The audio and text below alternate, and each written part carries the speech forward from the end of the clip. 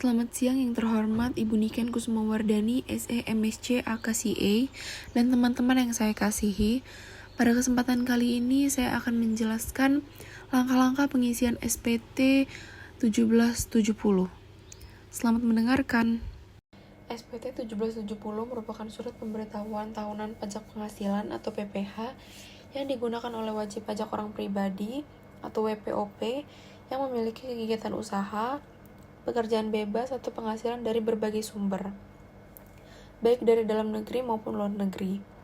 Formulir ini berfungsi sebagai sarana bagi wajib pajak untuk melaporkan seluruh penghasilan, pengurangan harta, kewajiban, serta perhitungan pajak terutang selama 1 tahun pajak kepada Direktorat Jenderal Pajak atau DJP. SPT 1770 ditujukan bagi individu yang tidak hanya bekerja sebagai pegawai tetap, tetapi juga memiliki usaha atau profesi mandiri seperti pedagang, konsultan, dokter, arsitek, notaris, atau freelancer. Pajak yang dilaporkan dapat bersifat final maupun non-final, tergantung dari jenis penghasilan yang diperoleh. Struktur formulir SPT 1770 terdiri atas beberapa bagian penting. Yang pertama, induk SPT 1770. Berisi identitas wajib pajak dan rekapitulasi perhitungan PPH terutang. Yang kedua, lampiran 1. Untuk melaporkan penghasilan dari usaha atau pekerjaan bebas serta penghitungan penghasilan neto. Yang ketiga, lampiran 2. Mencatat penghasilan lainnya, termasuk penghasilan yang dikenai pajak final dan penghasilan bukan objek pajak. Dan yang terakhir ada lampiran 3. Berisi daftar harta, kewajiban, dan tanggung jawab keluarga per akhir tahun. Selain menjadi kewajiban administrasi, pelaporan SPT 1770 juga mencerminkan tingkat kepatuhan wajib pajak serta menjadi alat pengawasan pemerintah terhadap aktivitas ekonomi masyarakat. Berikut langkah-langkah pengisian formulir SPT 1770. Pada lampiran 4 ini dapat kita lihat di sini ada 2 pilihan, ada pencatatan dan pembukuan. Bila penghasilan kurang dari 4,8 miliar, maka kita pilih pencatatan. Jika di atasnya kita pilih pembukuan. Selanjutnya di sini ada NPWP dan nama wajib pajaknya dapat kita isi. Terus di bawahnya pada bagian A ada harta pada akhir tahun. Kode hartanya dapat kita pilih sesuai dengan soal. Di soal itu ada tanah dan atau bangunan, nama hartanya tanah, tahun perolehannya 2005, harga perolehannya 270 juta, dan keterangannya 800 meter persegi. Lalu yang kedua ada tanah dan atau bangunan, nama hartanya tanah, tahun perolehannya 2010, harga perolehannya 50 juta, keterangannya 200 meter persegi. Yang selanjutnya ada tanah dan atau bangunan, nama hartanya rumah, tahun perolehannya 2005, harga perolehannya 600 juta, keterangannya 350 meter persegi. Yang selanjutnya ada mobil, nama hartanya Honda CR-V, tahun perolehannya 2014, harga perolehannya 380 juta, keterangannya BE 1029JK. Yang selanjutnya ada mobil, nama hartanya Avanza Veloz, tahun perolehannya 2018, harga perolehannya 210 juta. Keterangannya BE 321MN. Yang selanjutnya ada logam mulia, nama hartanya emas, tahun perolehannya 2000, harga perolehannya 300 juta, dan keterangannya 200 gram. Yang terakhir ada tabungan, nama harta tabungan di Bank MND, tahun perolehannya 2023, harga perolehannya 140 juta, keterangannya nomor rekening 2101123991. Apabila ada harta lain dapat kita tambahkan, dan apabila kelebihan dapat kita hapus. Totalnya ada 1.950.000.000 rupiah. Selanjutnya pada bagian B ada kewajiban atau utang pada akhir tahun. Apabila terdapat kewajiban atau utang yang belum dilunasi hingga akhir tahun, dapat kita tulis di sini. Pada soal tertera utang pada bank atau lembaga, nama pemberi pinjamannya Bank RTS, alamat pemberi pinjamannya Jalan Diponegoro nomor 8A, Ruko Casablanca, Kota Bandar Lampung. Tahun pinjamannya 2018, jumlah pinjamannya 250 juta. Yang selanjutnya ada utang lainnya, karena itu kepada teman, yaitu utang kepada Pak Andre, maka kita tulis utang lainnya, yaitu di Jalan Pangeran Antasari. Tahun pinjamannya 2022, jumlah pinjamannya senilai 150 juta, maka total kewajiban dan utang pada akhir tahun yaitu 400 juta. Dan yang terakhir, pada bagian C ada daftar susunan anggota keluarga.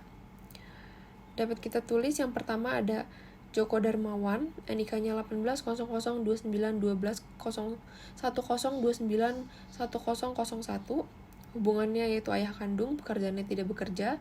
Yang selanjutnya ada Desi Kusuma dengan NIK 18.0029.12.10.26.70.04, hubungannya ibu kandung, pekerjaannya tidak bekerja. Yang selanjutnya ada Yulianti, NIK-nya 18.0029.12.10.27.90.02, hubungannya anak, pekerjaannya wirausaha. Dan yang terakhir ada Uwais dengan NIK 18.0029.12.10.22.2003, hubungannya anak, pekerjaannya belum bekerja. Lalu kita klik selanjutnya. Pada lampiran 3 ini kita akan mengisi yang bagian A, penghasilan yang dikenakan pajak final dan atau bersifat final. Pada soal itu kita ada mendapatkan hadiah undian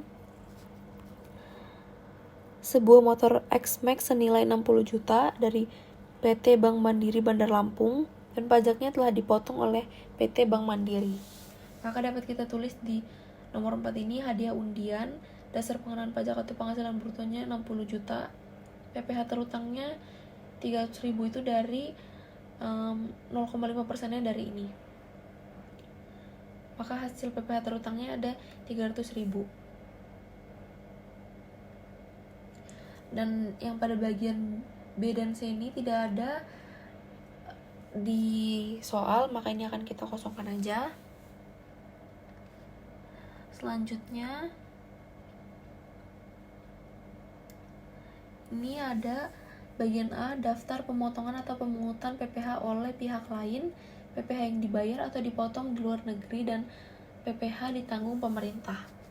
Nah, ini yang pertama ini ada nama pemotong atau pemungut pajak itu ada PT Bank Mandiri cabang Bandar Lampung. Karena NPWP-nya tidak tertulis, maka ini di 00 kan. Nomornya juga di strip. Tanggalnya tanggal 15 bulan 6 2023. Jenis pajaknya yaitu PPh pasal 21. Jumlah PPh yang dipotong atau dipungut 0 karena langsung dipotong oleh PT Bank Mandiri. Dan yang selanjutnya ada PT Sumber Alfamart. Karena NPWP tidak tertulis, maka kita 00 kan.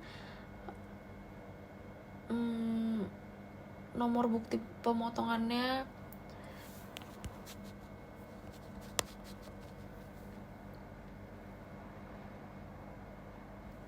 itu senilai sekian, tanggalnya tanggal 30 bulan 8 2023, jenis pajaknya PPh pasal 23, dan jumlah PPh yang dipotong atau dipungut senilai 2 juta. Maka total dari daftar pemotongan atau pemungutan PPh oleh pihak lain itu senilai 2 juta. Oke, yang selanjutnya ini kita tidak perlu diisi karena ini tidak diaudit dan di soal pun tidak tertera. Maka selanjutnya, nah pada bagian lampiran 1 ini kita akan mengisi bagian B, penghasilan neto dalam negeri dari usaha dan atau pekerjaan bebas. Karena Yulianti ini bekerja di toko butik dan hijab, yaitu perusahaan dagang, maka sesuai yang ada di soal, peredaran usaha offline dan online-nya totalnya senilai 805 juta rupiah. Karena ini termasuk UMKM, maka tarifnya 0,5%, maka penghasilan netonya sebesar Rp4.025.000. Yang selanjutnya pada bagian C, penghasilan neto dalam negeri sehubungan dengan pekerjaan. NPWP pemberi pekerja karena tidak tertera maka kita nolkan. Nama pemberi kerjanya toko butik dan hijab. Penghasilan brutonya 805 juta. Pengurangan penghasilan brutonya 800.975.000 rupiah.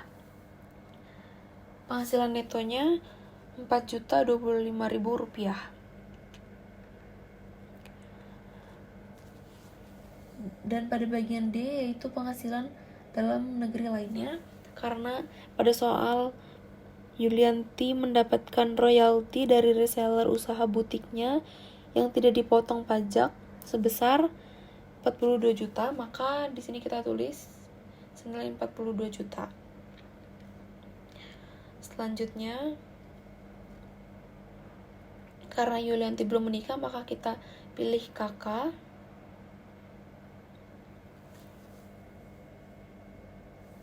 Dan di sini penghasilan neto dalam negerinya ini langsung otomatis terisi senilai 4.025.000. Lalu penghasilan neto dalam negerinya 42 juta. Penghasilan neto luar negerinya 50.050.000 rupiah.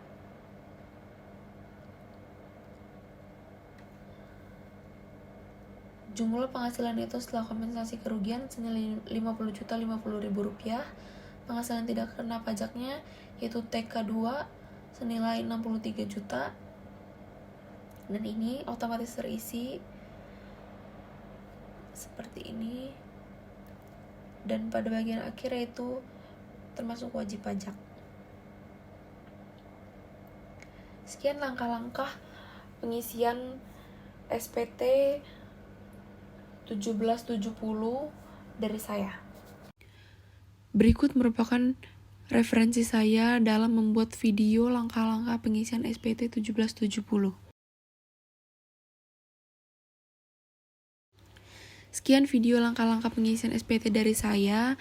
Mohon maaf apabila ada kesalahan atau kata-kata yang kurang berkenan. Akhir kata saya ucapkan terima kasih.